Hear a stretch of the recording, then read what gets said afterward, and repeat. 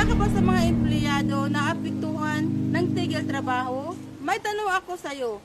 Paano kung umabot ng hindi lang isang taon o paano kung umabot ng 2 taon or 6 na taon, mayroon ka bang ibang source of income para makapag-survive? May sapat ka bang ipon sa ganitong kalamidad? Paano kung pinasara ang kumpanya mong pinapasukan?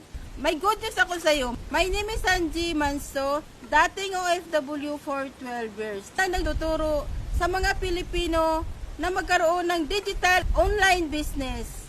Niniwala ako sa bawat kalamidad, mayroong oportunidad. Tinatayang pataas na pataas ang apektado ng mga empleyado na tigil trabaho na ngayon ay sa kanilang bahay na lang. Ito na ang panahon na ang digital business online na kahit sa bahay ka lang ay pwede kang magkakaroon ng extra income. Maaari ito ng oportunidad na ibinigay sa iyo ng Panginoon sa atin upang isalba sa kahirapan. Buksan mo ang iyong mga mata at isipan at matutunan ang mga bagay na alam ng successful at mga mayayamang tao. Tuklasin mo ang opportunity na ito. So maaari mo akong i-message upang turuan kita or i-guide kita kung anong opportunity na ito. Muli, ako po si Angie Manso, Digital Business Owner Entrepreneur. I got a taste of the real world. I got battered on the North Shore. It gave me comfort when I always knew that. I always knew that you were there for me next door. Sino po yung mga babae dito na gusto may sarili income? So maganda yun, di ba? May sarili ka ako, di ba? So ngayon, so magkano yung pay ko? Galing. Diba? Anong oras? 12. 12:52. Diba? Never give up. Huwag lang po tayo nag-give up. Kasi nung time na yun, kung nag-give up ako, wala ako ngayon sa harapan nyo. Isa rin pa ako ngayon sa mga naging kahos na umiiyak na araw-araw. Siguro, tatanda ka lang sa kakaisip ng kinabukasan, di ba? Para sa mga anak, ang maganda lang dito, guys, secure na yung future ng mga anak ko. Si Angie ay isang ex-OFW. Ating balikan ang kanyang nakaraan. Abroad po ako bilang OFW dahil ang alam ko doon ko matutupad ang mga pangarap ko sa buhay at mabigyan ko ng magandang kinabukasan ang aking mga anak. At doon ko matutupad na magkaroon ng bahay at magkaroon ng sariling negosyo. So guys, hindi po siya naging madali para sa akin.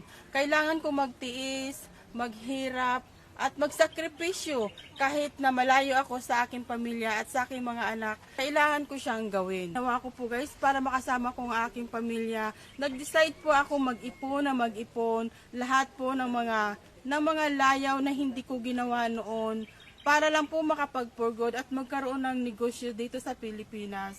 So ginawa ko po yun. After po ng lockdown, hindi po naging maganda po ang nangyari sa aming buhay. Buti na lang nagkaroon po ako ng other source of income na digital business online at doon ko po ginawa ang isang negosyo na hindi ko akalain na ganito po ang nangyari sa buhay ko. After 1 year na ginawa ko itong business na ito, ay nagkaroon po ako ng amazing opportunity na binigay sa akin ng Panginoon na matagal kong pinanalangin. Dahil po dito po, ay matutupad ko na ang aking mga pangarap para sa aking mga pamilya. Kahit nasa bahay lang po ako, ay pwede po akong kumita ng extra income.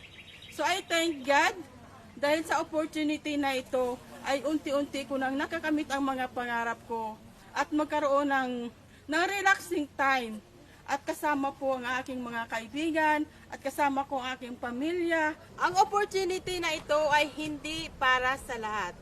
Paano kung ikaw yung tipong tao na handang yumakap sa pagbabago? All you need to do is comment down below yes at ipadala ko sa iyo ang buong detalye.